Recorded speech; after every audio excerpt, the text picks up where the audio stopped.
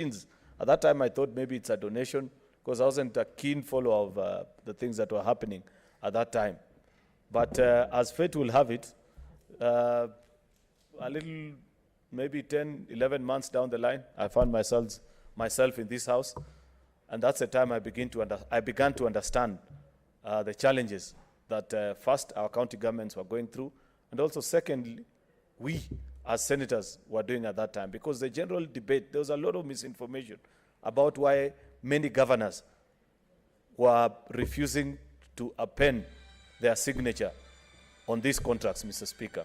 Mr. Speaker, and I'm glad that this report, I'm not sure, I cannot recall the exact page, but it indicts all the 46 governors, the first-term governors, and leaves out Governor Isaac Ruto, because the rest signed.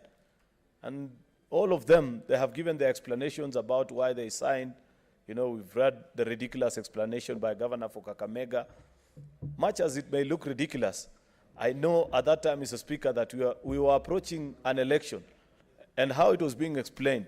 You know, Mr. Speaker, this is Kenya, and Kenyans are peculiar people. Many of the times that they are minimalist in their expectations of issues and how they appreciate different issues. It's either that you're yes or no. I think this is a product of maybe 2005 debate on referendum, where since that time, Kenyans have always known all our debates to be about a yes or no. Just like the current debate, say, on the Building Bridges initiative, where despite the fact that there may be general consensus that there are things that you need to review, we're all being boxed into a situation. You either support or you don't. It's a very bad culture within our country. And I sympathize. I say that to say this, that many of our governors found themselves in a situation where you're either signing so that people in your county access medical services, or you're sending people to die in our public hospitals. And it is under that cloud that many of our governors went on to sign. Of course, that is not to excuse their behavior, because they should have behaved like their colleague, then Governor for Bomet, Governor Isaac Ruto, who stuck to his guns and said, my conscience cannot allow me to sign these things that are being done here. And therefore, what this committee has done, reading through the report from the annexures all the way to exposing how the project was conceptualized. So, Speaker, allow me to spend a minute in explaining that this project, this is one of the most poorly conceptualized public procurement projects in the Republic of this country, Mr. Speaker, because the first point of call, if you want to buy equipment for county governments, surely, how do you sit at Afia House and make decisions on behalf? I can bet you, Mr. Speaker, that because you know how people are employed in this country, perhaps the people who sat in that boardroom meeting have never crossed River China, maybe to the left, and maybe not beyond, anywhere beyond Machakos town. And they are making decisions on behalf of people in Hola, on behalf of people in Lodwar, on behalf of people in Kericho, on behalf of people in Seme Kisumu. You know, if the conception of this project was properly guided, then the first cardinal rule that will have been observed, Mr. Speaker, is to ensure that you have a buy-in of all our county governments, so that you do a needs assessment course of what are the specific needs that each and every part of the country has. We know that the kind of diseases that the people of Kisumu battle are not similar to what we battle in Kericho. And even in Kericho, a county, the county that I represent, I know that different parts of the county battle different kinds of diseases at different times. Therefore, it's not a one soup where you can sit in Nairobi and say, oh, I want to supply the whole country with radiology machines and dialysis machine and that kind of conceptualization. It is clear from the onset at conceptualization, Mr. Speaker, that this was all about making money. And this has been properly brought out. And for such, I commend the efforts of our colleagues that indeed they have spoken to the issues that many Kenyans have continued to ask over the years about this particular report. Mr. Speaker, the greater challenge that we have as a House this afternoon is, what do you do with this report? Because, like colleagues have pointed out, the recommendations are badly wanting. Mr. Speaker, and the reason I say this, Senator Mutula, I agree with you, is because about 2 weeks ago, Mr. Speaker, I sent a petition to our county assembly about various issues that were of concern to me as a senator in charge of Kericho.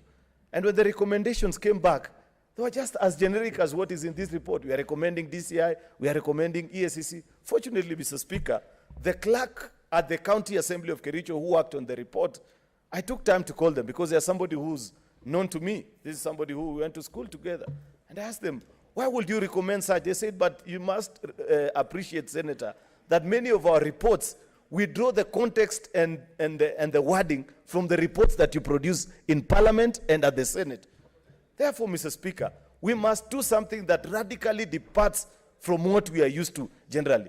This business of a committee sitting, ensuring that they expose all the ills in a particular situation, then coming to be soft on the recommendations is something that this House today is being called to make a radical decision. You cannot tell me, Mr. Speaker, that after you have invited a private entity like General Electric and they have refused to show up, yet at the end of the term of this contract, they are going to make away with 24 billion Kenya shillings in excess, or is it actually 28, Mr. Speaker, that we can just allow it to pass and say we refer them to EACC. Which EACC, Mr. Speaker?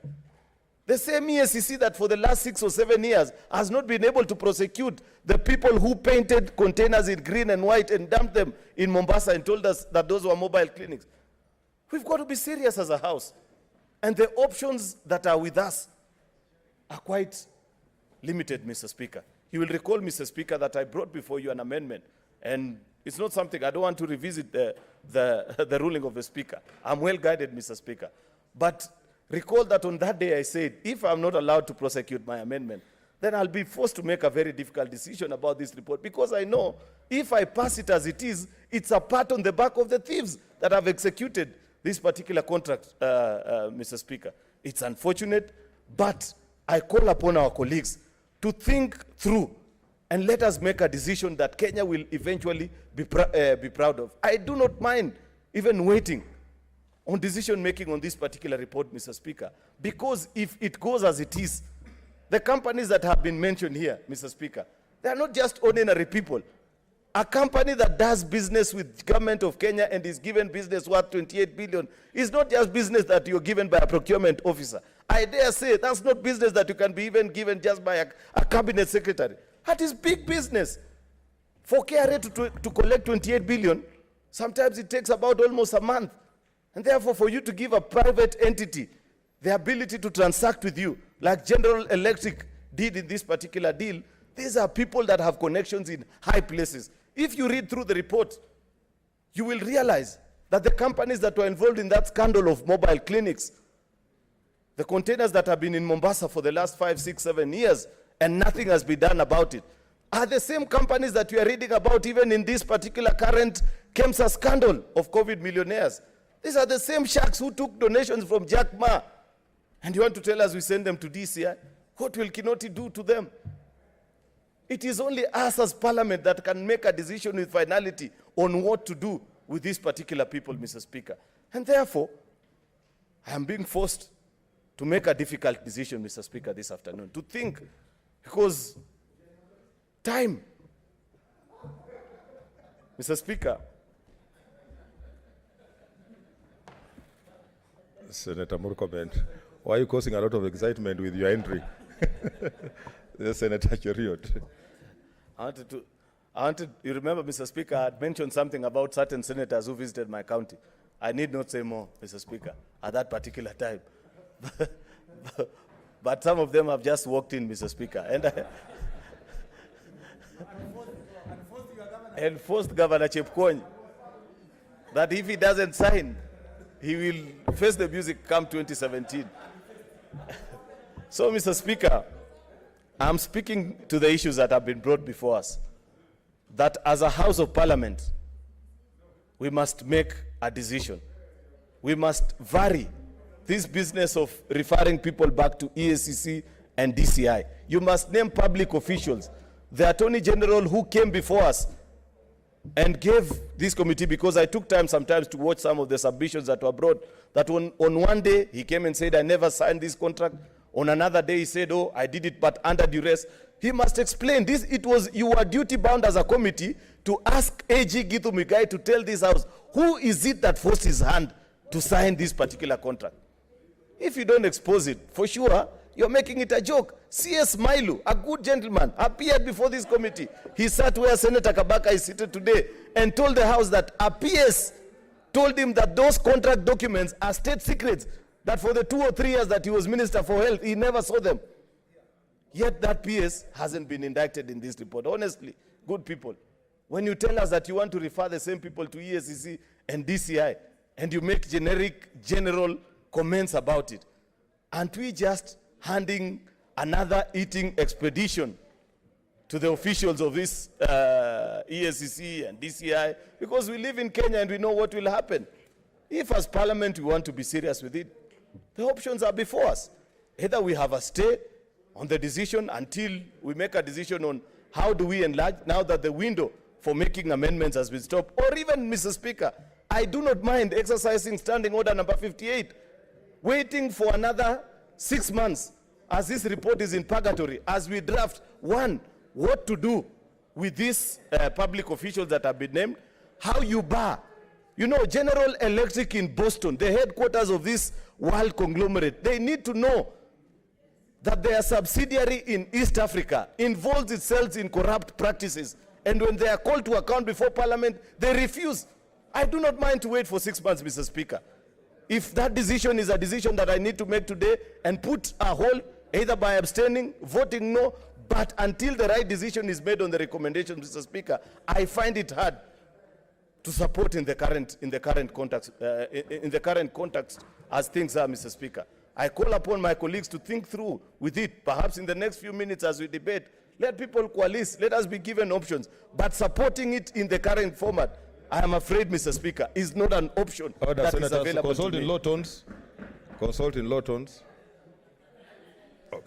Mr. Speaker, finally, because I know many of our colleagues want to speak on this particular issue, I've said that Section 58 of our standing orders is one of the options that I want to consider as I make decision on this. The final thing that I want to speak, there are a few challenges on how you guide this project home, because you know, Senator Mutula, apart from just being granted an opportunity to exercise authority of people who have misappropriated funds, we are also the leaders of this country.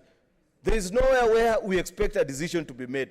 This mess has happened. We can deal with the thugs who misled Kenyans into getting into this arrangement, but as well appreciate that if I go, because I was in Kericho County Referral Hospital about a month ago, and I saw the usefulness of some of these equipments, the small contractual disputes that exist, surely, can't we have a technical committee advising on what do you do? For example, you read through the report that there are counties that since 3 or 4 years ago, when they received radiology and dialysis machines, they kept them somewhere. Isiolo, Uasin Gishu, Trans Nzoia. We've got to make a decision as a house and say, how do we get this project to its completion as well? What's your intervention? We can separate. Thank you, Mr. Speaker. Mr. Speaker, I hate to interrupt Senator Cheriot, but I need your guidance. Mr. Speaker, if you could guide. If you heard what Senator Mutula said, what Senator Cheriot is saying, is that we're heading towards a place where a decision must be made. And Mr. Speaker, you have not even heard what I've said. Wait. What's wrong with the letter? Mr. Speaker, a question was asked last week. And you need, even as the debate continues, to guide the manner in which amendments can be proposed. Because, Mr. Speaker, to date, this committee has sat for more than 8 months, spent more than 11.4 million, actually 11,462,000 on this work. And based on what the report looks like, it will either be failed completely or passed as it is, yet many members, and the feeling that we're seeing, would want to recommend certain well-considered amendments. I seek, during the course of this debate, that, Mr. Speaker, you can be able to guide on whether and how that can be done. Thank you, Mr. Speaker. You know, there are only 2 ways that you will do it. One, there is already an amendment which is with me here, which will be read, and then of course we'll go through the normal procedure.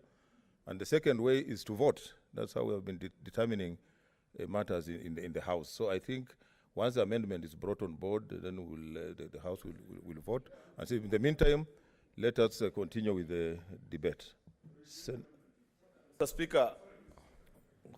Okay, yeah. Mr. Speaker, of course, I know how this is done. I've been in this House. But I'm just saying, because, you know, you ruled the other time that there are certain amendments you refused and you said you'd tell us in future. Why?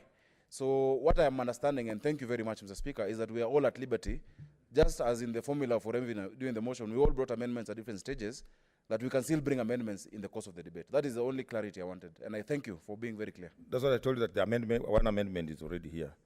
Yeah, and this was approved earlier on. Okay, Senator Cheriot, wind up. Mr. Speaker, in concluding, there are 2 points that I don't want my colleagues to lose me on. Point number 1 is that this report, as it is on the page of recommendation, is non-satisfactory. It cannot be supported as it is. I have given my way out. I have said the 2 things that I aim to achieve out of that 11.4 million of taxpayers that have been spent is 1, nail the culprits, but 2, second and most importantly, because we live in this country and there's nobody else who will make decisions for Kenyans. There's nobody else who will rescue your counties to ensure that they at least, it's difficult to get value from money out of this project, but at least get the services. Ensure that the machines are working, ensure that you get what you're being billed for, and sort out all the technical issues. That is something that this report now has completely failed to address. How you guide the project home, how you ensure that all the technical issues that are being raised by colleagues here, where certain counties after signing on the contract have not gone ahead to build the spaces where these equipments can be used. And I have said in concluding, Mr. Speaker, that failure to satisfactorily getting a way out on those 2 answers, I am willing to exercise standing order number 58, Mr. Speaker, which will force me to wait for another 6 months or to convince you, because that standing order allows you, Mr. Speaker, to vary. I do not have to wait for 6 months. If this, in the worst case scenario, if this report fails today, we can still do our amendments as you have proposed in a time less than those 6 months. Therefore, Mr. Speaker, those are my 2 proposals, and I hope that our colleagues, as they raise issues on this particular report, will be able to guide us and tell us. Please take us home on those 2 issues. Thank you, Mr. Speaker. Senator Kabaka. Senator Kabaka. Thank you, Mr. Speaker, for giving this opportunity. Yes. To an amendment to the Lekina, this is a moving an amendment. Yes. Mr. Speaker, a lot has been said about this report. And at the preliminary level or stage, I wish to say that what lawyers say, parties are bound by their own pleadings. In this case, I'm saying when parties or the makers of this report say or admit that it is incompetent, to me, I will submit that it's incompetent ab initio, and they should live by the consequences. I'm not going to tell them what to do. They know better. Mr. Speaker, having seen this report and with his own iniquities, Mr. Speaker, I need to move, I beg to move an amendment by deleting the full stop at the end and inserting the following words. Where? I'm moving there. I'm moving here, Junior. I can give you a copy if you want. Yes. Give me a minute, Mr. Speaker. I'm moving first to paragraph 5, 6, 7, and on pages 9 and 10 of the report. I repeat, I'm saying, number 1, I want the following to be amended. That is paragraphs 5, 6, and 7. Mr. Speaker, on pages 9 and 10, for those who have the report, you can refer to the same. Of course, that deals with the overall committee's recommendation to the Ministry of Health submission. Yes, it is. Which page?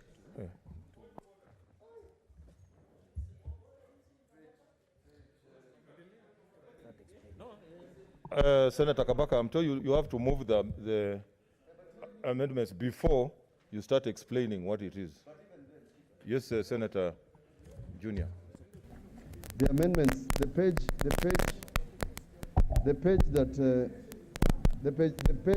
referring to.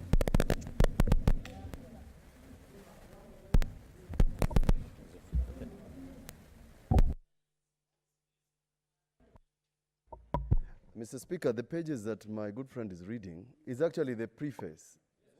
is amending the preface of the report. So there's no paragraph 5 on page 9. That's what I was trying to correct, and you can't remove a full stop before you read the sentence. I'm trying to understand.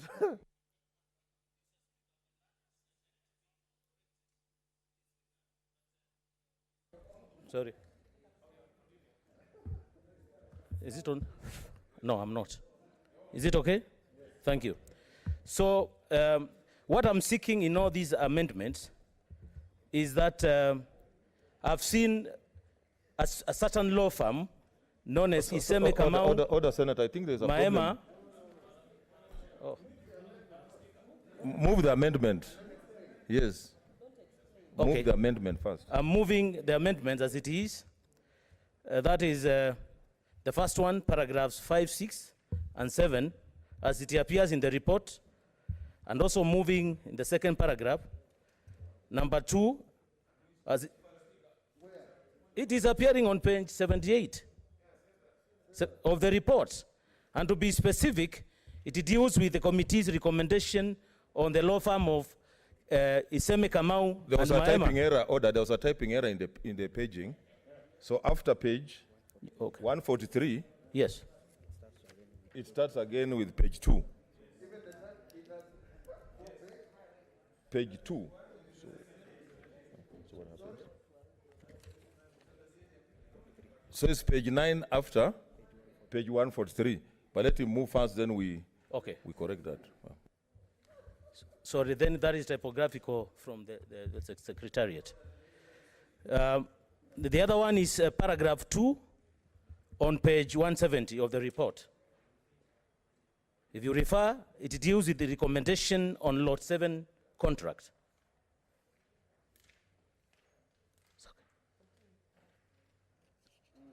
Those are the recommendations which I am seeking, are moving to be amended.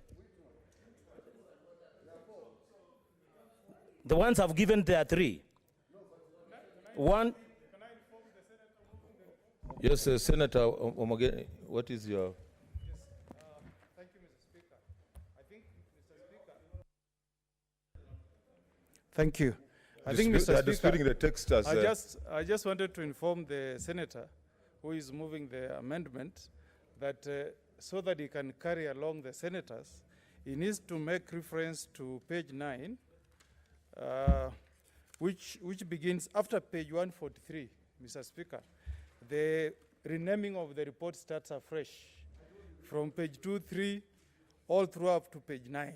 So he needs to inform members that he's moving to delete paragraph 5, 6, 7, appearing on page 9 and 10 of the report, so that he's able to move along with the senators.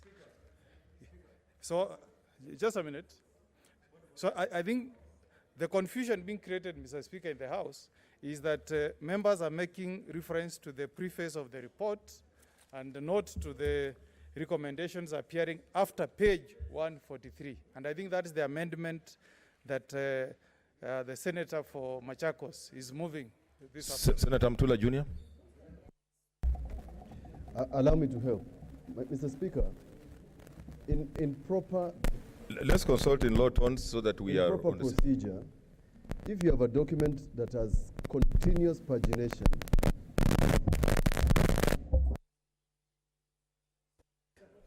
if you have a document that has continuous pagination, you cannot go to page 143 and then have page 9. What the Secretariat should have done is allow this document to be renumbered. Otherwise, somebody reading this Hansard will not understand what we are doing. You can't read 143 and say after that, read page 9. So from page 143, you should read 144, 145. When I said this report was done by 2 or 3 people, that's what I'm saying. This confusion is real. Senator Kajwang, Moses.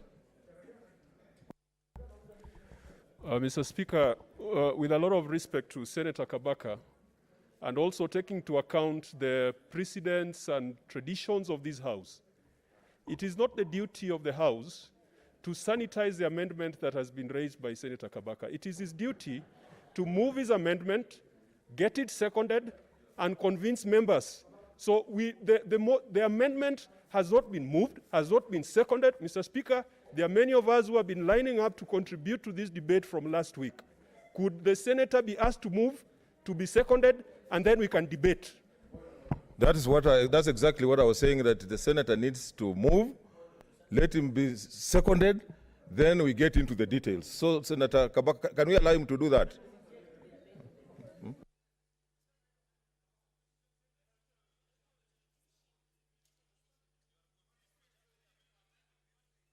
Yes, Senator Sakaja.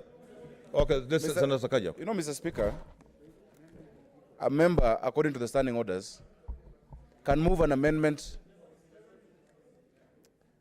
This amendment can be moved at any time, Mr. Speaker. Mr. Speaker, for good order, surely. Just give him time for this to first be sorted out, because leave alone the poll in the hands that even us, we can't follow. This page 2, page 5, page 6. Please, may the Secretariat sort out the pagination. Okay, and then order. the amendment move later. Okay, order, senators. Because we can't follow. Okay, I want to order. I want to make a decision. That I is think guided. there's a lot of confusion. Yeah. Senator Kabaka. And there are people lined up to contribute. So I'll give you time, the Secretariat, to organize that, as we have other members contributing to the debate. Senator Moses Kajwang. Mr. Speaker, I rise, first of all, to congratulate the team that worked on this report.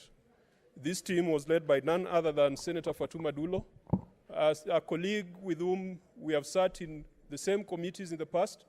I do recall at some point she was leading a select committee that was investigating reforms in the prison sector and Boston institutions.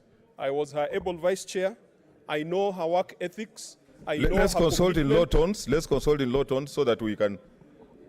And Mr. Speaker, I have no doubt that she applied the same level of diligence and rigor in coming up with this report. This is the first time that we have had a special committee, an ad hoc committee that has run for 1 full year. If you read this report carefully, you'll notice that the motion to establish the ad hoc committee was carried in September 2019. We are in September 2020. This committee has had more than 365 days to come up with a report, and I think that is the reason why they've come up with a 365-page report. They've been doing 1 page every day for the last 1 year. This report is detailed, Mr. Speaker. It tells us a lot about what happened. And I think anyone who wants to understand the chronology of this particular procurement exercise, what went wrong and what should not have gone wrong, should be best advised to read the 360-plus pages that the committee has brought to us. When this matter came up, and somewhere in this report, it is indicated that the inception of this idea came from this House. Senator Machage, the senator for Migori back then, brought a motion to this House compelling the government to establish a level 5 hospital in every county and a level 4 hospital in every sub-county. And the Ministry of Health used that as justification for some of the actions that were taken. However, Mr. Speaker, our 47 counties are not all equal. Indeed, a former senator who is currently a governor described this exercise as being similar to a husband of many wives buying the same size of dress for the various wives. Mr. Speaker, you well know that a dress that would fit Senator Order, senators. Because of the interest, I'll give 5 minutes each. It's a lot of interest. And Mr. Speaker, that applies to the next speaker, not to the speaker on the floor. I'll give you 6. I'll give you 6. The tradition in this House. So, Mr. Speaker, a dress that fits Senator Kajwang definitely cannot fit Senator Morgan, Cherargei. what's your point of intervention?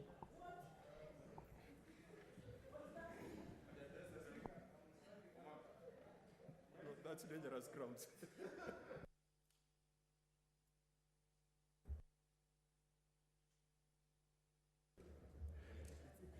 Yes, Mr. Speaker, I'm rising under Standing Order 106 on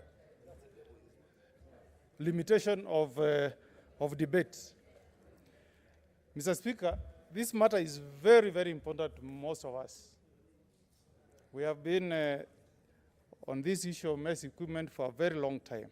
And Mr. Speaker, under Standing Order number 106, senators are supposed to speak for a period of not less than 20 minutes on motions or on reports of committee.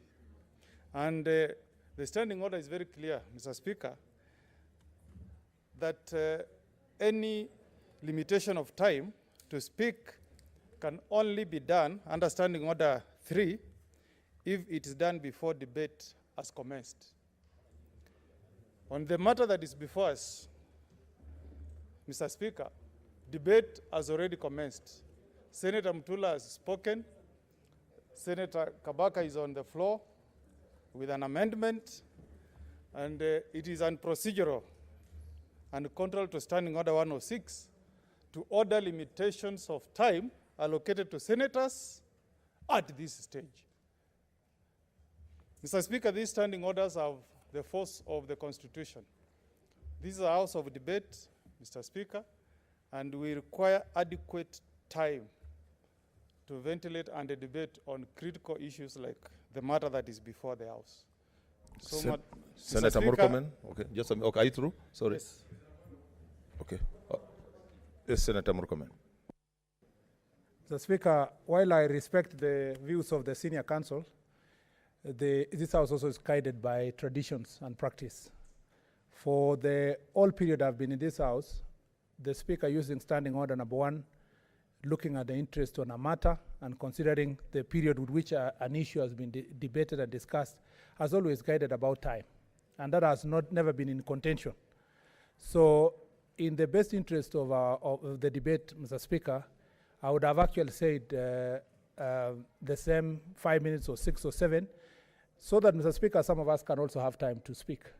Sometimes you sit here up to 6 there, then you are unable to make contribution. The next day, the same issue starts.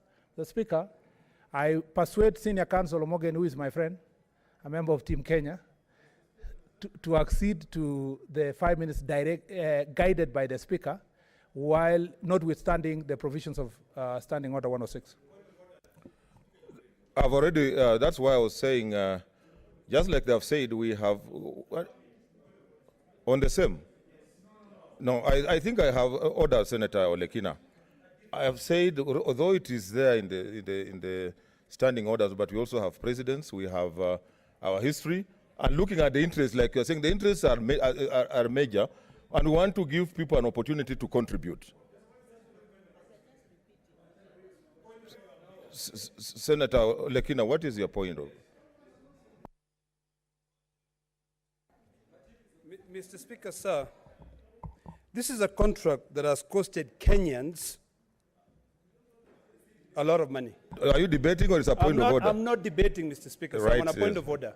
I'm actually supporting Senator Omogeni's, I'm just requesting you and beseeching you, Mr. Speaker, sir, that nothing stops us from debating this matter for 10 days. We don't need to conclude it today. Mr. Speaker, sir, 365 pages, about 50 kilograms of submissions. We have to really give Kenyans, justice. So, Mr. Speaker, sir, all I'm requesting is this. I think we should be guided by the standing orders. We should be allowed the 20 minutes. Let us prosecute these matters. We are dealing with issues that have costed Kenyans billions of shillings. So, Mr. Speaker, sir, I'd like to beseech you to really consider the point of order raised by Senator Mogeni so that we can give Kenyans justice. Otherwise, there will be no point of us contributing. If we are dealing with 5 minutes, we might as well not contribute at all, because 5 minutes, Okay. we cannot even exhaust one company. Senator Wambua, Submissions. try to summarize also Senator Olekina. Senator Wambua. Mr. Speaker, and I hope this is the last time I'm talking about this issue. Mr. Speaker, once you make a ruling in this House, that ruling must be followed, Mr. Speaker. Mr. Speaker, it cannot be, yes, it cannot be that, Mr. Speaker, you give rulings in vain. It cannot be, Mr. Speaker. It can't be, Mr. Speaker. Okay, order. Senator Kajwang, proceed. Mr. Speaker, I also need to be guided whether I'm back to the 6 minutes or to my original 20 minutes. But I'll... 6 minutes. Mr. Speaker, Let me then just focus on what ought to have been done. Because this is an example of a situation where the solution is a problem. We had a problem in healthcare, but the solution that we put in became a bigger problem than the problem it was supposed to cure. And Mr. Speaker, there are certain institutional responsibilities that we cannot run away from. The Council of Governors. There are governors who have kept equipment in boxes in their counties for the last 6 years, 5 years. That is almost criminal. Mr. Speaker, how would you keep equipment in a box, in a corner, in your county, and people are dying, and yet you say that they cannot work because there's no water? When we went to Samburu, we were told there was no water in the hospital, and that's why the equipment was not working. Whose responsibility is it to provide water in hospitals? We were told in some cases there was no electricity. We were told in some cases there was no housing for the equipment. Mr. Speaker, surely for 5 years, if life gives you lemon, make lemonade out of it. And I want to support the committee where they have said that governors who did not implement or install the machinery or the equipment should also bear some fiduciary responsibility and fiduciary culpability, because they kept paying for this money and yet their counties were not getting any service, any value in money in return. And Mr. Speaker, perhaps one of the reasons why many members have a problem with the last chapter of this report is that these issues are discussed in the body of the report. The culpability and criminality of the actions of governors is discussed on several pages in the body of the report. What the committee ought to have done was to copy that and make sure that it forms part of the recommendations, and to identify the counties where items were kept in boxes for 8 years, for 7 years. Mr. Speaker, let me move to the Senate. This Senate has approved the division of revenue, county allocation of revenue for all these years. This money that has gone to the managed equipment scheme has not been a secret. We, the Senate, we have appropriated it. It is a column called a conditional grant, and we watched as it grew from 31 million to 200 million Kenya shillings. Every year we said that next year we shall not approve. Next year we shall not approve. This thing was to run for 7 years. 7 years have run out. Here we are with a 365-page report, making a lot of noise when we have been part of the problem. Mr. Speaker, we need to be candid with ourselves.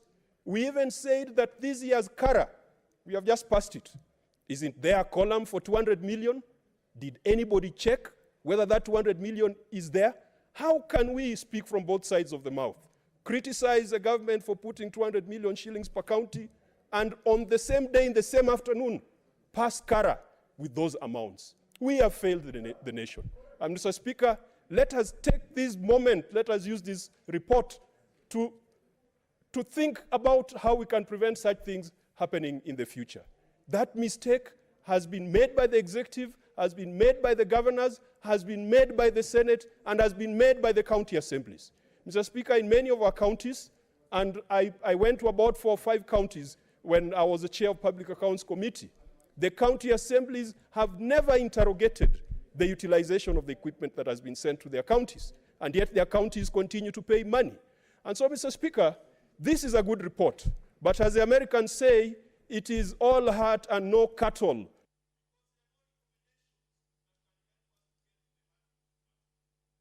Senator Kimani Wamatangi.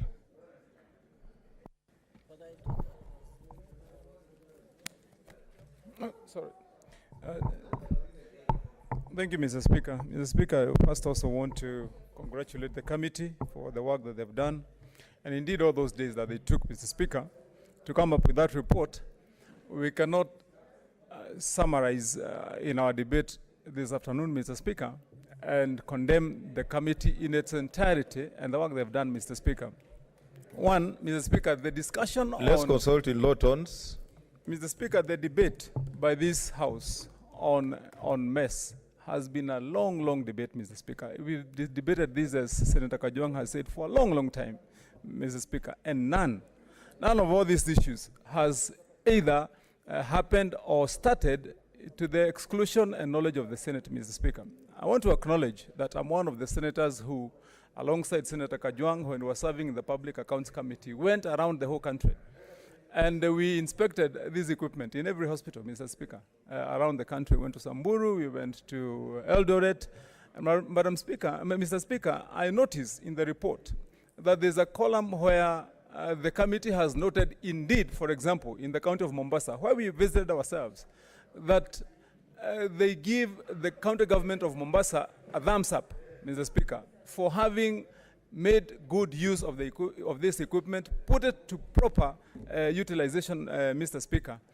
And thus, as an example, that as said by members in their contribution earlier, Mr. Speaker, that this is a good project, it was a good idea, but handled wrongly, Mr. Speaker.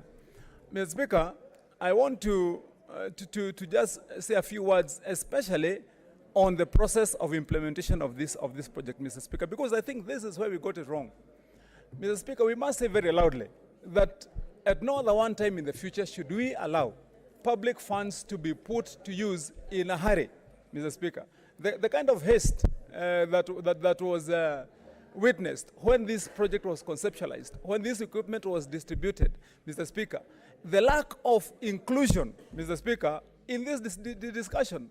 For example, Mr. Speaker, what does Article 96 then mean to this House or to the country in the Constitution if, for example, in such a project of such magnitude, the Senate is not included, Mr. Speaker?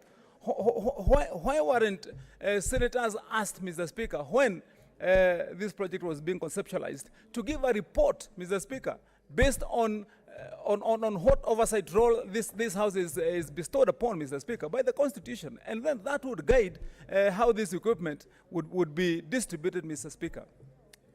Secondly, Mr. Speaker, the question that abounds in my mind as I make this debate is, who was making or calling the shots on the decision? If a seller comes and says that this item I sell for 100 million, who was saying that 100 million is what this county can afford or cannot afford? Who was making the decisions to buy?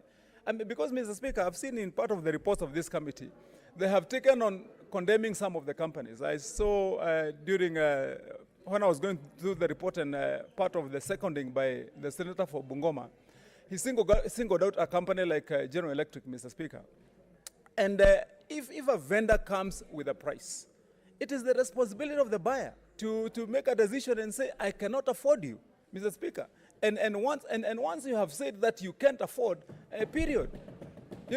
And Mr. Speaker, I believe that if prudence was applied, if there was inclusion, Mr. Speaker, if there was consultation, Mr. Speaker, then what we saw, and I don't want to be repetitive of what Senator Kajwang said, but I believe that we would have had a super project, Mr. Speaker. There is no county that will tell you this afternoon that if you go to their warehouse where they've stored their X-rays or their MRI machines, it is not that those equipment is not needed in that county. Every county here needs an MRI machine, Mr. Speaker. Every county needs an X-ray machine. In fact, there is a shortage even after the supply of this particular equipment. There's no county that will tell you that they have more than they need because they got their MES equipment, Mr. Speaker. The point is here that one, we must say very loudly to national government that this is not the way to do things. It is not the way to go about either appropriating funds or even conceptualizing projects that affect members of the public at the county level alone, Mr. Speaker, to the exclusion of the key players, Mr. Speaker. And without also being repetitive, let me also take the opportunity, Mr. Speaker, to say to government. Just 1 minute, okay. Mr. Speaker, protect me from Senator Chair again, Mr. Speaker. I don't know why he picked this. You are protected. Proceed. I don't know why he picked this word deep state, Mr. Speaker, because when I speak, he says that I'm this deep state, Mr. Speaker. I'm the senator for Kiambu. Mr. Speaker, I wanted to say to governors that it behooves them, Mr. Speaker, to take responsibility in the actions or within the actions that happen within the county. They cannot sit behind there and start crying out loud that they were brought equipment that they must take, Mr. Speaker. Who said they must take? They would have said, we cannot take this equipment, Mr. Speaker. And lastly, Mr. Speaker, let me commend, Mr. Speaker, those few counties that took this project and this equipment and did what they did. I would largely agree, and I'm waiting for when the Senator for Machakos brings up his amendment, Mr. Speaker, because also in the report, we must be fair. We cannot condemn all and sundry when some of them are providing services that they are supposed to provide, Mr. Speaker, like lawyers, Mr. Speaker. Like suppliers, Mr. Speaker, when you ask to supply something and you've been given an LPO, you go and supply. If you've given a price of an LPO, then you give what you've been. Okay, Senator Olekina.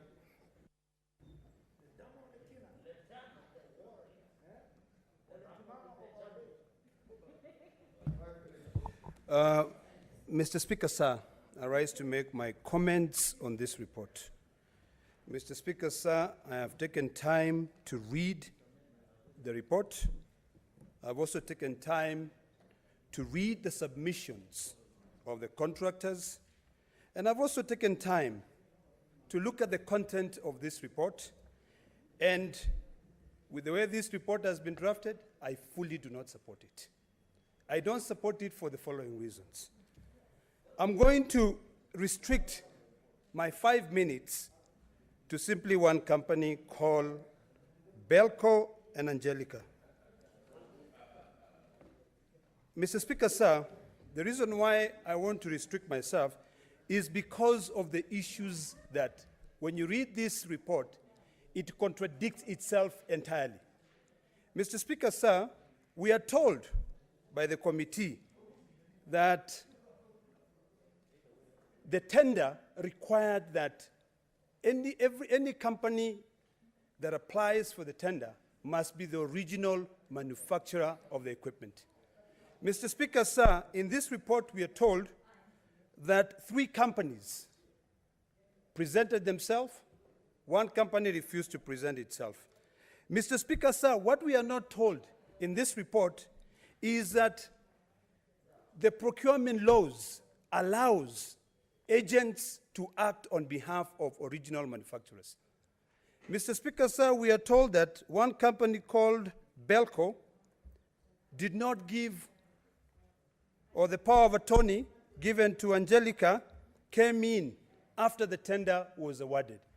But in the submissions, Mr. Speaker, sir, and also the documents which are supplied, there is a letter dated 25th November 2014, that was before the contract was awarded, that identified Angelica as the sole agent for Belco.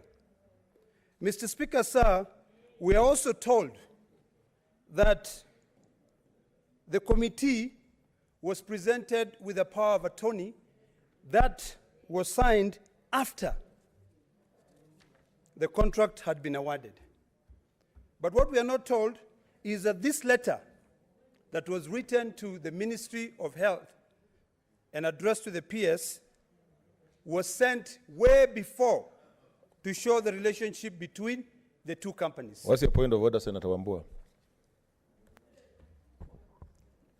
The Speaker, is it in order for Senator Olekina to mislead this House that there are letters that were written by Angelica to the Ministry of Health on the issue of the power of attorney, which letters he has, but those letters were not made available to the committee? How was the committee supposed to know that the letters were written? Secondly, Mr. Speaker, the position of the committee, and it's on record, is that the people invited for the contract were original manufacturers of medical equipment. Angelica is not. And the only exception was, if you are going to be invited to bid, they are to present a letter of attorney from the original manufacturers of equipment. Thank you, Mr. Speaker. Mr. Speaker, sir, my good friend, Senator Wambua. Yes, what's your point of order, Senator Orengo? There's another point of order. Mr. Speaker, since you had said we have got very limited time, 5 minutes, and I'm just rising on the foot of the Honorable Senator for Kitui. You know, he was a member of the committee, and probably what he knows is a lot more than we know, but we have only the report to go by, so that if there are any factual contradictions, the mover can, when replying, react to them. But if every time somebody says something, you stand up and say it is wrong, when the whole evidence is not here, they should have carried the books here, then we would be able, yeah, so, yeah. Okay, Senator. Mr. Speaker, sir, I appreciate that, but I just wanted to clarify one thing. There's nowhere in my submission that I said that the company called Angelica wrote to the committee. What I said is that there are letters which were written by a company called Belco, stating clearly that Angelica was their sole agent in this country. Mr. Speaker, sir, we are also told in this report that the equipments which were supplied by Belco were locked to only use reagents and consumables from Belco. Mr. Speaker, sir, I took my time and I called a few companies because it is written in this report. Mr. Speaker, sir, I can go to the page which is written. In this report, the report contradicts itself. It says that the equipments which were supplied by one company were locked. It's almost like Safaricom selling their own phones and only allowing their SIM cards to be used. Mr. Speaker, sir, I took my time and I called a few companies. This afternoon, I spoke to a company called Medifast Africa Limited, just to try and get this point clearly, to find out whether the equipment which was supplied by a company called Belco were open or they were locked to only their consumables. I spoke to a lady by the name of Caro, and Caro confirmed to me that the equipment which, or rather Formula 2000, which is the equipment used, point of order, what? Mr. Speaker, sir, you know when you are given time to come in and submit, when you are given time to come in and debate, you don't just come and talk. You read the report and you read the submissions. Senator Nderetu, what is your point of intervention? Order, there's a point of order.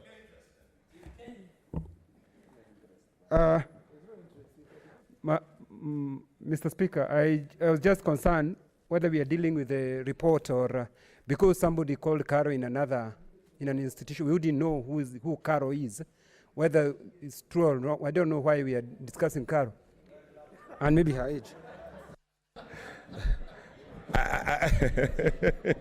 I think what Senator Nderetu is the authenticity of what you are saying. You know, you can pick any Caro and mention it on the floor of the House.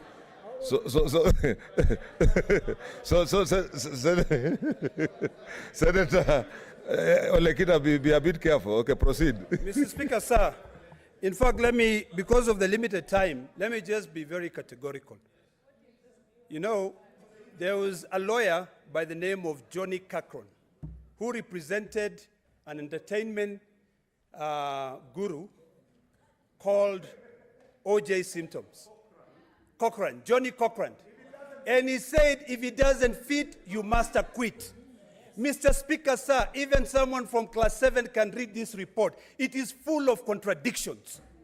I will not support a report which is full of contradictions. And Mr. Speaker, sir, because my time is limited, what I may want to request in support of what my dear friend and colleague, Senator Mtula, said, is that this report be committed to a committee of the whole. We look at the submissions, we compare apples to apples, because when you read the submissions, they do not add up. If you read the recommendations, they have not been observed in the submissions given by either the Ministry of Health, either the contractors. Mr. Speaker, sir, I would have been happy if I would have seen a recommendation made by the committee that said that those who were in the tender committee should be prosecuted or should be investigated so that they can be able to tell us why is it that you allowed one company, which is an original manufacturer, to bid and win the tender, and on the other hand, you allow another company, which is not an original manufacturer, to be able to bid and win the contract. Yet, the prerequisite for the tender was that you must be the original manufacturer of this equipment. So, Mr. Speaker, sir, I would like to invite my colleagues to take their time and read that report. I've read that report the entire weekend. This is the reason why I was seeking for more time, and it is full of contradictions. We have spent over $43 million on this medical equipment scheme. Mr. Speaker, sir, in one page it says they are raising issues of the cost of buying equipment. It is a leased equipment service. Those equipments go back to the manufacturers and we proceed.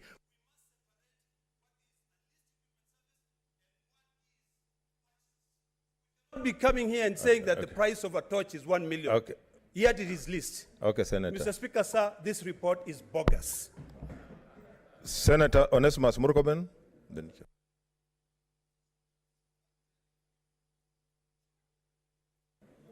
Mr. Speaker, in the interest of time, I want to start by congratulating the team that was led by Senator Fatuma Dulo and Senator Wetangula and others for the work they did for the period of time they did. Mr. Speaker, I had the privilege to sit in the Senate Business Committee when we established this ad hoc committee, and the intentions were very clear, was to get to the bottom of the many questions that were coming out of this issue of medical equipment. Mr. Speaker, I must admit that I have read the report. It's a very long one. I spent a lot of time over the weekend to read it, and I like many of the provisions, especially related to Intergovernmental Relations Act and the implementation of Article 187, and the fact that county governments were not involved, Mr. Speaker, in the original inception of this report and were forced to sign memoranda. Mr. Speaker, I need to admit, like Senator Cherogei said, those of us who are in Jubilee, especially on this side, with Wamatangi, myself, Aaron, and those of us who are in this house, cannot escape blame. We can't escape blame, Mr. Speaker, because at that point in time, when many of our counties didn't want to sign this medical equipment, some of us went and forced them and told them they must sign. They are anti the people and so forth. Mr. Speaker, I must also admit that most of these contracts were signed in State House. And so even when this report is being, Mr. Speaker, discussed, we must understand the circumstances under which the governors operated. This report indicts 46 governors out of 47. Mr. Speaker, this report indicts about 4 ministries, including the Attorney General, generally, Treasury, Health, and all these other places. Mr. Speaker, I have a lot of sympathy for the work Senator Fatuma and team have done. But, Mr. Speaker, I don't think the proposals they are giving would give us solutions. I may be wrong, but punitive measures, Mr. Speaker, alone cannot solve such a mega project.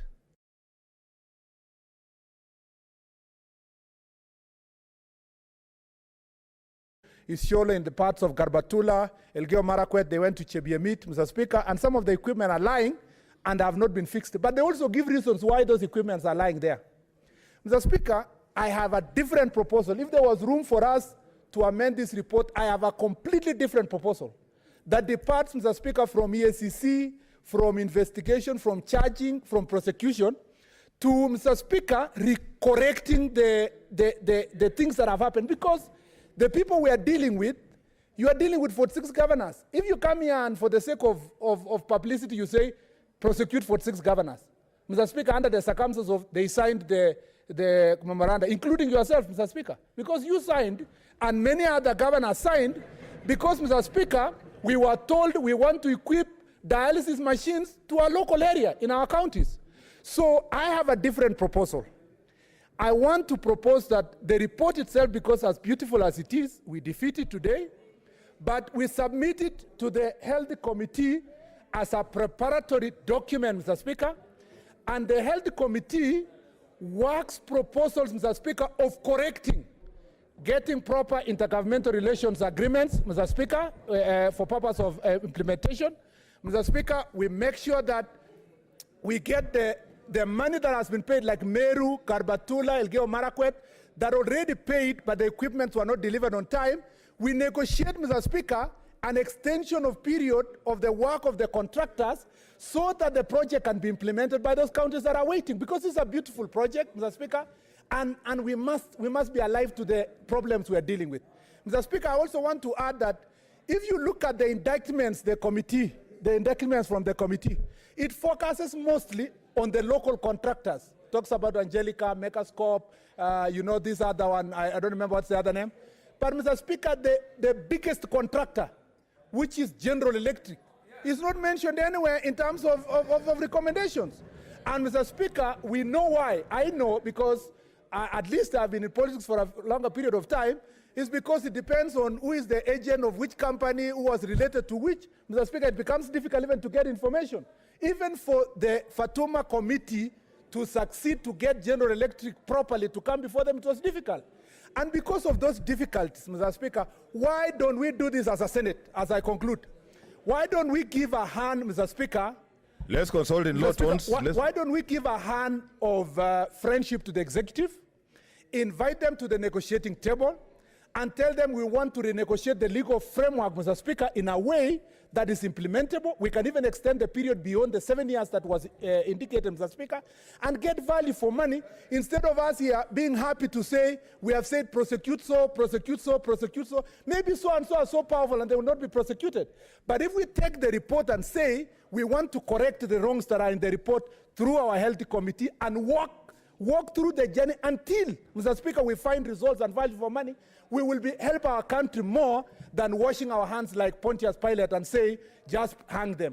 I beg to, Mr. Speaker, oppose the report, but propose that it becomes part of the proprietary document for future, Mr. Speaker, for implementation. Thank you, Mr. Speaker. Senator Mogeni. Eric. Thank you, Mr. Speaker.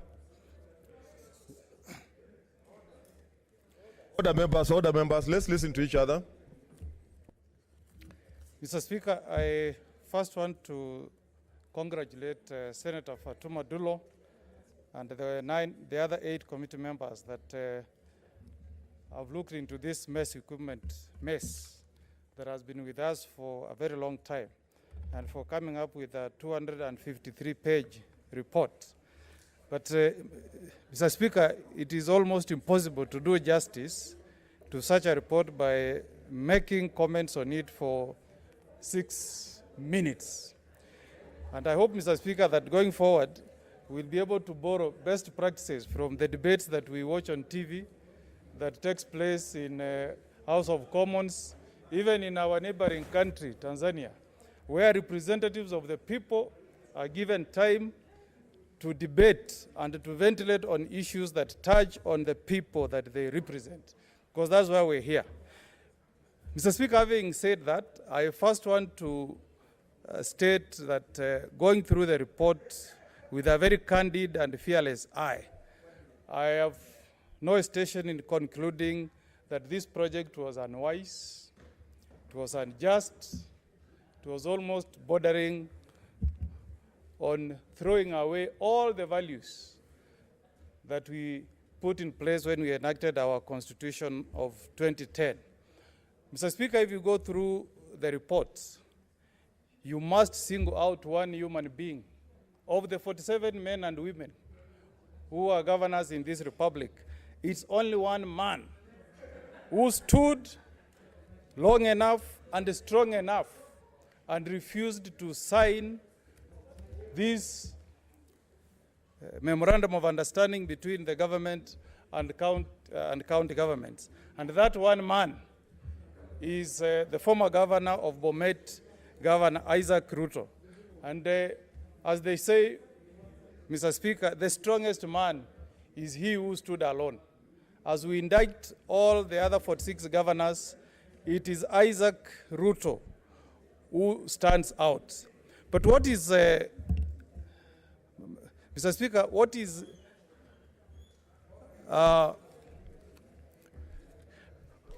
what really pricks our conscience as leaders, Mr. Speaker, is the fact that going through the report, you will notice that the government behaved like a thug.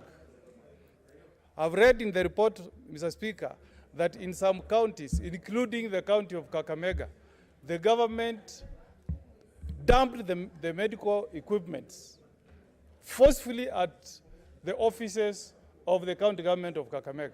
I cannot understand, Mr. Speaker, how a government can act so thuggish to the level of carrying equipment and delivering them in the hours of darkness. Well, Mr. Speaker, we know that under Article 6 of the Constitution, we have two levels of government that should cooperate with each other, Mr. Speaker.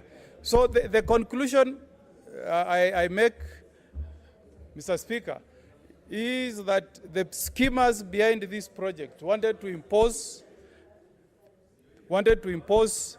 this idea of leasing medical equipment on county governments without even caring whether some county governments were ready to receive these equipment.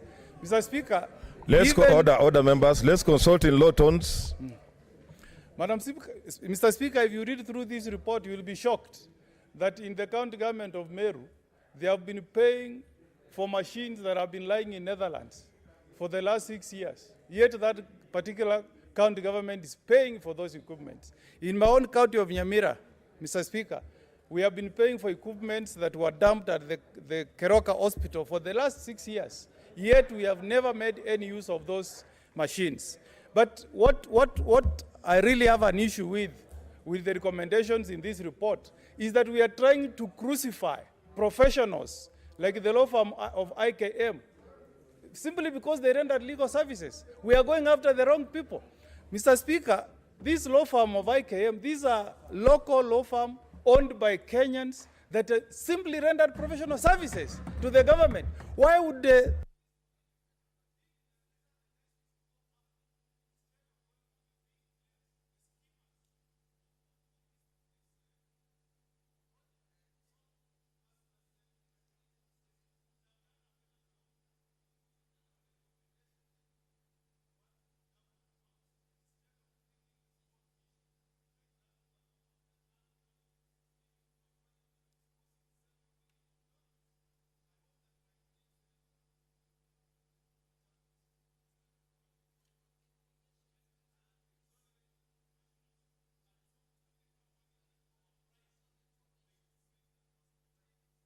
What's your what do you want to be informed, Senator Omogeni, by Senator Omanga?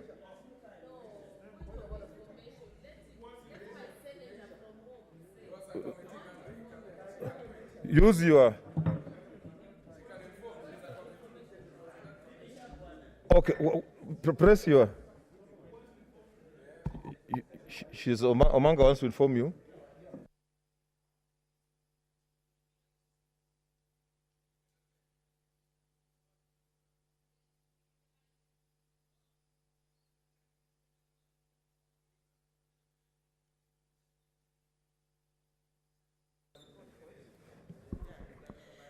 Point of information, Speaker. The IKM, because I was in the committee, actually, it's not that they were engaged professionally. They were engaged over a cup of coffee for 6 months, advising the ministry for 6 months. After 6-7 months, it's when they got into formal engagement, and they actually invoiced for the coffee dates they had with the ministry. Thank you. Okay, Senator Omogeni, your time was up. Huh? What's your point of order, Senator Murkomen? Mr. Speaker, I beg to, Mr. Speaker, to move the motion that pursuant to standing order that 13A, the Senate resolves to extend its sitting until the conclusion of business listed in order number 8 in today's order paper, and request Senator Orengo to second. I request Senator Orengo to second.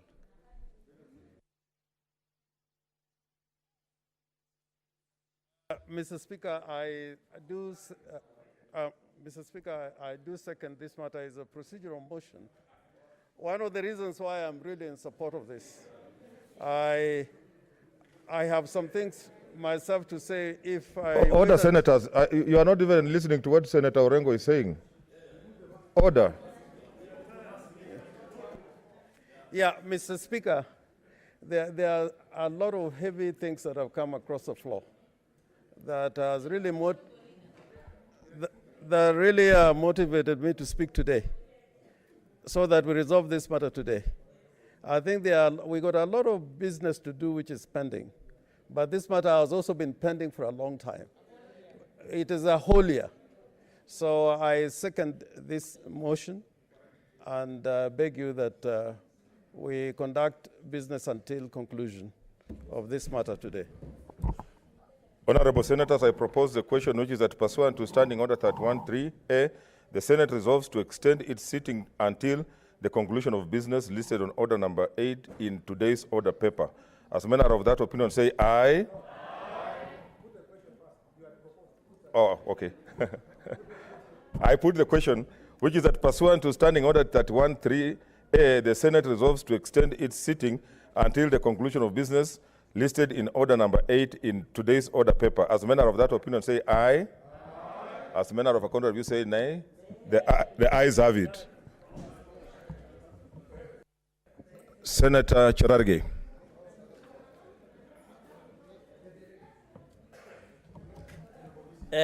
Thank you, Mr. Speaker.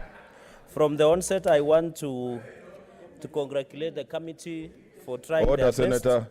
Order, Senator Langat. Order, Senator. Senator Langat. I know we came from Bomet, but this is Senate now. You cannot address the House the way you addressed in Bomet. I hope. Continue, Senator Cherargei.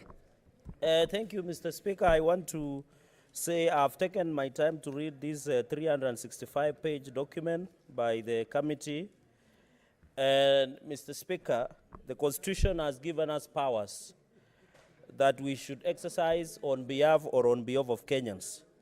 This report looks like the letter of lamentations because the way observations has been done by the committee, Mr. Speaker, has solely been based on raising issues, observing. Yet when you look at the recommendation, Mr. Speaker, it is like shooting the blanks. Mr. Speaker, this letter of lamentation that has been espoused by this committee is very unfortunate, and any right-minded senator would not support such a report.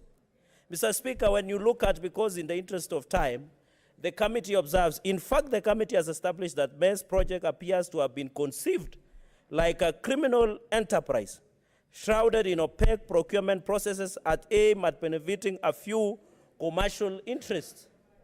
Mr. Speaker, when you look at this, all these issues that have been raised, under Article 201 of the Constitution, on the issue of public finance, there should be transparency and openness. It was observed by the same committee. But when you look at the recommendations, the committee therefore recommends that all public officers, who are these public officers, that are found culpable of irregularities and illegalities committed in the furtherance of adverse commercial interests, and you go ahead and tell the EACC and DCI, kindly investigate. And we know the role of EACC and DCI is to pray for the perpetrators and sanitize corruption in this country. Mr. Speaker, it is very unfortunate. The committee recommends that all private entities, when all yes, Senator private Olekina. entities, Senator Olekina, what's your point of order? private entities, Order, and Senator. Mr. Speaker, protect me from the deputy majority leader. There is a point of order from Senator Olekina. Okay. Mr. Speaker, sir, I think it's a point of debate. But I think it would be wrong if we now start pointing fingers at other institutions which are tasked with the oversight mandate. We must respect all institutions. I think we can support or oppose the report, but not actually say that EACC prays for the culprit so that it goes and sanitizes the process. That's actually not right. Yes, Senator. Mr. Speaker, yes, Senator I Wambua. think Senator... There is another point of order. Okay. Let's avoid interruptions. You invite the interruptions to yourself. The Speaker, I will request that the Senator for Nandi, he is listening, to kindly also mind the language that you use. When you say that no right-thinking senator should support such a report, that is not fair on your colleagues. I mean, just use language that is respectful. Thank you. Yes, Senator. Let's be sensitive about Mr. Speaker, other independent institutions. I am, Mr. Speaker, on the issue of my colleagues, I think I agree with him, but on the issue of other independent institutions, that is my own opinion. and I think we should not be gagged in expressing our own opinion. Mr. Speaker, they went ahead and say all private entities that might have been found culpable should be prosecuted. If I have read the report very well, the General Electric did not appear before this committee, and you are not indicting them. They are going away with 28 billion Kenya shillings. And this committee, under Article 124, 125 of the Constitution, has the powers of the High Court. Yet you have not gone ahead and indicted the General Electric. Mr. Speaker, as a Senate, we must go beyond what we have been given. We are not arrogating ourselves, Mr. Speaker. Mr. Speaker, another aspect I've seen is on the issue of to be the office of the Attorney General, Mr. Speaker. That thing has been settled long ago, Mr. Speaker. In short, what I wanted to say is that it is very unfortunate that the counties, there was no need assessment, there was no value for money. This is a letter of lamentation that was written by a committee. When you look at observations and recommendations, it looks like you can't tell the head from the tail or legs from hands, because there is no, what is observed is correct. But when it comes to recommendations, Mr. Speaker, you can't tell. And that is why, when you read the book, as I conclude, Speaker, the book Devolution in Kenya, Thomas Todling observes that devolution can be a roaring lion. But when you look at this report, devolution is a dying rhino, because this is a white elephant, has been compared by devolution in Kenya, wrote by Thomas Todling, Mr. Speaker. And therefore, Mr. Speaker, this report, the way it is, I request that under Standing Order 58, after the 6 months, Mr. Speaker, in your discretion, we must bring back this report and relook at it, Mr. Speaker, so that the right people can be punished, the correct private entities can be punished, and the value for money that is given for these people should be ensured, Mr. Speaker. Mr. Speaker, yes? You want to be informed by Senator Cheriot? Yeah, I don't mind. Okay. Just a quick one. Senator Cherargei says the application of Standing Order number 58 is after 6 months. It is 5821 is actually within. It gives the Speaker the option to review the matter even before the 6 months lapses, if that is a route you wanted to take. Thank you, Mr. Speaker. Thank you for that information for my colleague. I think finally, Mr. Speaker, this was a grand scheme that was aimed to fleece counties. And under Article 43(1) on the right to health, Mr. Speaker, as I conclude just a second, is that 43(1) accesses good health care, and therefore I oppose and reject this report in totality. I thank you, Mr. Speaker. Leader of Minority, Senator Orengo. Mr. Speaker, I rise first of all to congratulate this committee. This committee did a wonderful job.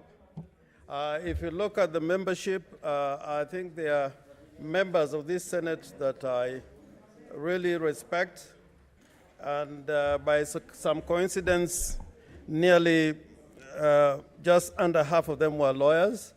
And therefore, in giving my comments, I want to put that factor in the background. But I must confess I've never seen a report for a long time in this House of this magnitude. If it is for size, they did a good job. It is for annexures, they did a good job. And if it is for time spent, they did a very good job. Now, from the outset, Mr. Speaker, I want to start from where Senator Murkomen and Senator Kajwang ended. One is that if you look at this report generally, it's making recommendations. To whom is it making recommendations? To the Anti-Corruption Commission. What would the Anti-Corruption Commission do? They can't prosecute. They will recommend to the DPP. And the DPP is not obliged by those recommendations. And if the DPP refuses to prosecute, probably that's the end of the matter. I was beginning to ask myself the question, is what can the Senate itself do? Or what the Senate itself has not done? And I'm taken back to memory lane. If you look at the Goldenberg scandal, it emanated from legislation that enabled the government to pay compensation to exporters of gold. There was a legal basis, but a legal basis which was wrongly used. In this report also, if you look at the public servants who came before the Senate, where did they start, when they were giving evidence? They say there was a resolution of the Senate as a basis, that they were doing this on the basis of a motion which was passed by the Senate, Machage's motion. Now, Senator Kajwang has also reminded us appropriating, if that is the right word, funds to go to this project. So when it comes to making accusations, we also stand accused. The executive also stands accused. Because if I look at this project, a project of more than 38 billion, we should have been told that, there was some cabinet approval of this project of this magnitude. When the Senate is looking for 5 billion additional to go to the counties, it is never, we can't get it.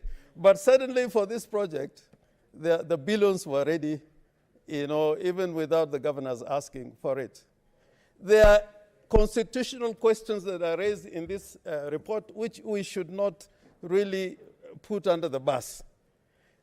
As far as devolution is concerned, are we electing governors who know their constitutional duty? If a governor is elected and sovereign authority is placed on him at the county level, in fact, that power is not really shared. Delegation of that power at the county level is not shared. And then a governor says he was being blackmailed by a chief. Such a governor should not be in office. A governor who can be blackmailed by a chief. And yet, when we call them for oversight here, they don't come. But when they are threatened by chiefs, they are telling us they are ready to spend 2 or 3 billion shillings on account of the demands of the executive. So I think there is some areas where there is no clarity. For example, even the treasury, the role of the treasury. PPs, normally the treasury have got a very important role to play. Somehow, the treasury was removed, I don't know by design or otherwise, from this process, because if it was a PPP, the treasury should be at the center of this project. And then it was changed to a public procurement, services to be rendered through a public procurement process.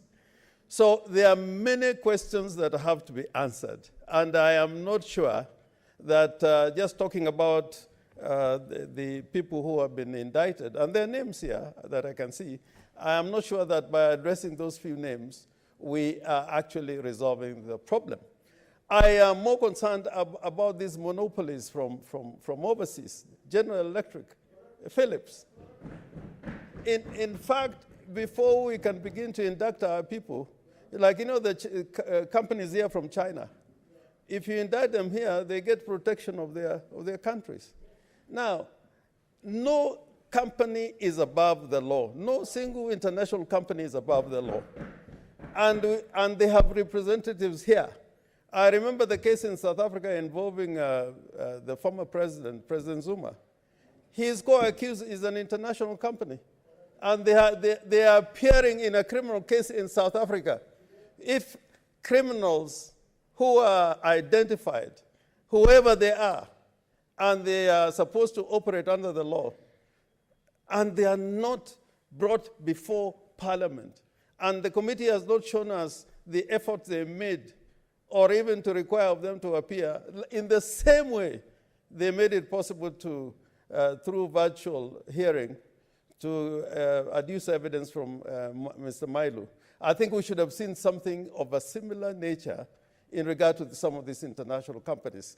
Now, the fear that I have, when you see a project like this is what in America they call a sweetheart deal. By the time it comes into fruition, they had already known what is going to come. They know even what to do with the Senate, to do with the National Assembly, to do with the executive. And when the project is to go for feasibility study, they say that is not even necessary. And to that extent, I'm begging that in future, and I know we need trading partners and donors, but they must operate within a territory under the law.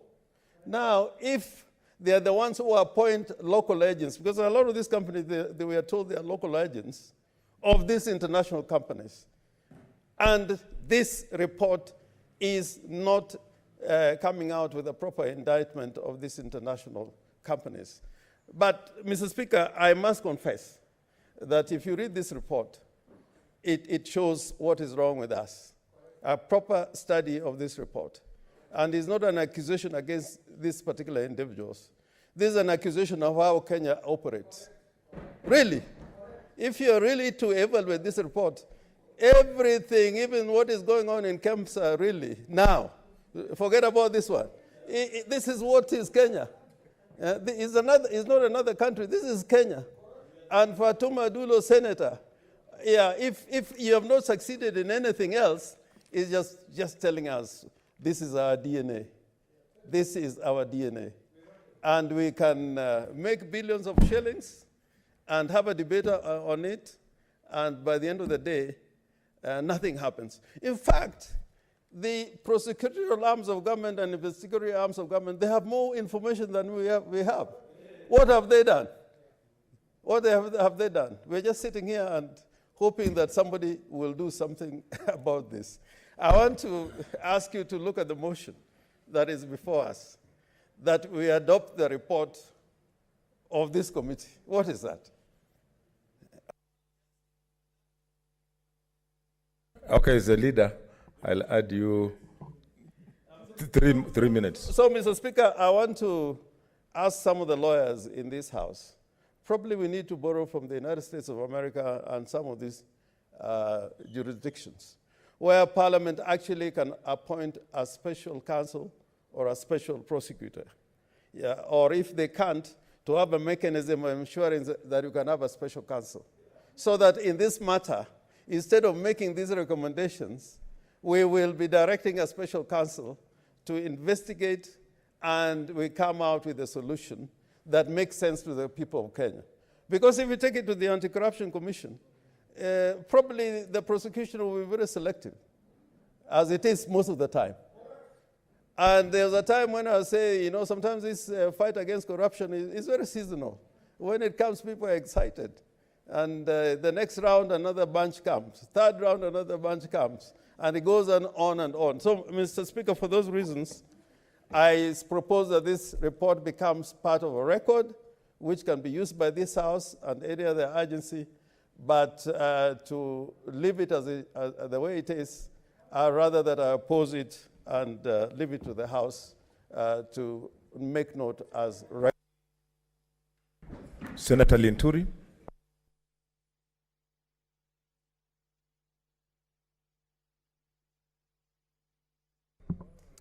Mr. Speaker, thank you, Mr. Speaker, for this opportunity.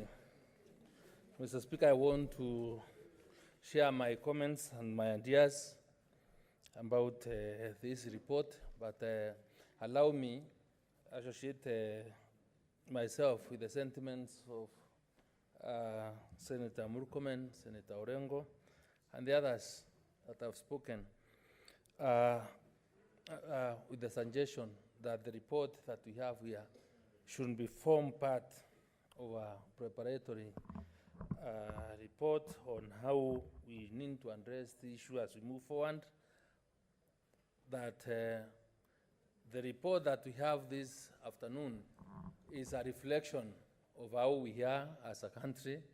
And I think, Mr. Speaker, there is nothing much that is further from the truth. Mr. Speaker, I have listened, and I have also had an opportunity to visit in my county.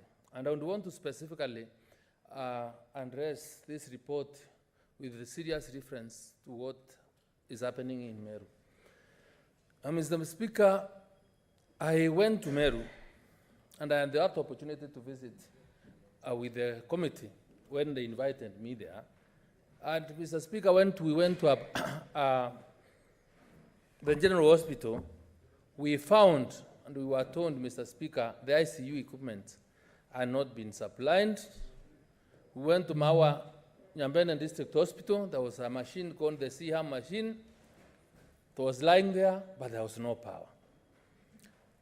Mr. Speaker, you remember that this scheme, this project was one of the serious projects of the Jubilee administration. And no wonder these contracts were being signed in State House. The whole intention was to give or provide accessible health care to our citizens, which idea was good, which we all support, Mr. Speaker.